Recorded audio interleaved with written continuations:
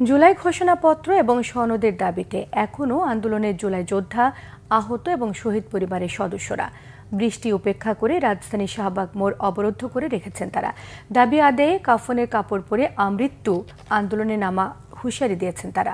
বিস্তারিত জানাচ্ছেন জিয়া খান।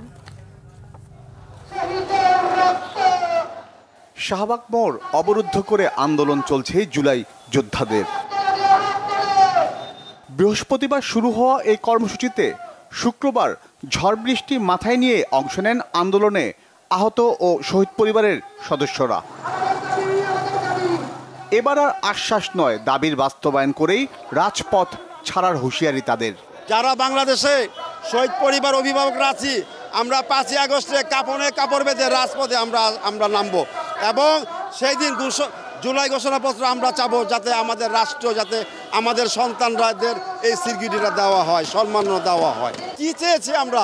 দেশ চাই নাই, ক্ষমতা চাই নাই, শুধু সম্মান চেয়েছি আমার সন্তানদের জন্য। স্বজন হারিয়ে রক্ত ঝরিয়েও আক্ষেপের শেষ নেই তাদের। হাতে গুলি আছে, এইটা দেখাইলে তার ট্রিটমেন্ট অ্যালাউ করে না। তাহলে এই একটা কার্ড দিছে আমাদের, কিসের জন্য দিছে? সেই জন্যে জুলাই সনদ, জুলাই ঘোষণাপত্র না দেয় তাহলে তো আমাদের কোনো মূল্যায়ন নাই। আমাদের অন্তর্বর্তী সরকারের ব্যর্থতা, আমাদের অন্তর্বর্তী কিছু উপদেষ্টা আছে যাদের আমাদের দায়হীনতা, ঠিক আছে, আমাদের কোনো খোঁজ খবর রাখে না। আমরা এই যে আহত যোদ্ধারা আছি, হাসপাতালে গেলে আমাদের কার্ড দেখাও চিকিৎসা পাচ্ছি না। তাদের রক্তের সাথে প্রতারণা করা হয়েছে অভিযোগ জুলাই যোদ্ধাদের। আমার হাতে গুলি লাগে, আমার এই হাতে গুলি লাগে, গুলি লাগার পর আমার এই হাতের গুলিটা, এই যে আমার এই পাশে যে শুয়ে আছে ওনার পেটে লাগে, ওনার নগদ মারা যায়, ওনার রক্তে যে আমার মাথা ভিজে যায়।